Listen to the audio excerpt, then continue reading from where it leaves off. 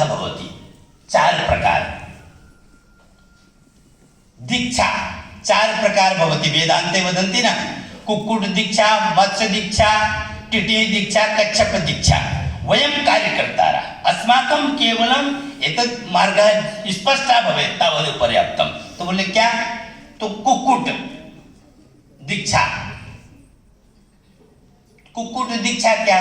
तो कुक्कुटी भवति, कुक्कुटी इत्युक्ते किं वदन्ति? मुर्गी, मुर्गी, मुर्गी, मुर्गी अंडा करोति। जब तक मुर्गी अंडा का स्पर्श नहीं करती तब तक उस अंडे से जीव बाहर नहीं आता। इसे वेदांत में कहते हैं कुक्कुट दीक्षा, स्पर्श दृष्टि। स्पर्श के बिना हम अपने छोटे कार्यकर्ता को, ग्राम का हो, बस्ती का हो, नगर का हो, जिले का हो, विभाग का हो, जिस तरह का इकाई है, हम तब तक उसका स्पर्श नहीं करेंगे, उसके पीठ में उसकी पीठ नहीं थपथपाएंगे। कमी भी ये काम की तो सबके सामने कुछ नहीं कहेंगे, अकेले में आप उसको बोलो ना जो बोलना हो, जैसा घर पे पिता बोलता है, कौटुंबिक पद्धति की बात करते हैं, तो उसका विकास होगा। तो स्पर्श दीक्षा। दूसरी दृष्टि क्या है?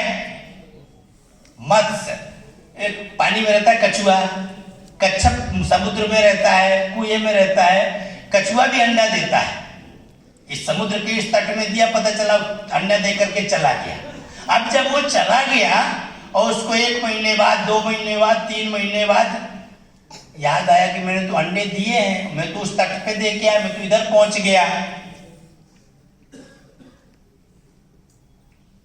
तो जैसे ही स्मरण उसको आएगा, यहां पर उसके अंडों से जीव बाहर आ जाएंगे। इसे कहते हैं स्मरण दीक्षा वेदांत में। तो हमारे वर्गों में प्रतिवर्ष 100, 200, 400, 50, 60 कार्यकर्ता प्रशिक्षण लेने आते हैं और पता चला मिलते ही कहाँ गए फिर, क्यों? कि स्मरण नहीं है। तो हम जहां से निकले हमें स्मरण रहे कि हमारा एक बंधु यहाँ रहता है, एक बहन यहाँ रहती है, एक भाई वहां रहता है। स्मरण दीक्षा, स्मरण भाव होने चाहिए। किस तरह? कच्छप जैसे, कच्छप की स्मरण दीक्षा ये है। तृतीयम की मस्ती मत्स्य, मछली, मछली अपनी अंडा करोती है। मछली का अंडा देना तो और विचित्र रहता है, क्योंकि वो नदी में भी रहती है, समुद्र में भी रहती है, तालाब में रहती है। यदि नदी में बहुत बड़ा प्रवाह है और प्रवाह में उसने अंडे दिए तो, और मछली 1-2 अंडे नहीं देती, मछली देती हजारों हजार अंडे एक साथ, 200, 400, 500। तो मछली जैसे अंडे देती है, घूम के उसको देखती है, जिन जिन अंडों पर मछली की दृष्टि पड़ती है वहीं से जीव बाहर आता है, जिनमें दृष्टि नहीं पड़ती वो नष्ट हो जाता है। तो हमारे संपर्क में इतने बंधु भाई समाज से आते हैं, तो हम कार्यकर्ता निर्माण के लिए हमारी दृष्टि किन पे पड़ती है। 100 लोग संख्या वर्ग में आए, उन 100 में से किस पे हमारी दृष्टि पड़ी कि वो कार्यकर्ता बन जाए। प्रायः प्रयत्न करिए कि सभी अंडों पर दृष्टि पड़ जाए और सभी से जीव बाहर आ जाए, सभी कार्यकर्ता बाहर निकल के खड़े हो जाए। और चतुर्थ दृष्टि अस्ति टिटी। एक टिटी पक्षी होता है, टी टी आवाज करता है, उसको संस्कृत में टिट्टभा बोलते हैं, गुजराती में जो बोलते हो आप लोग सोच लीजिएगा।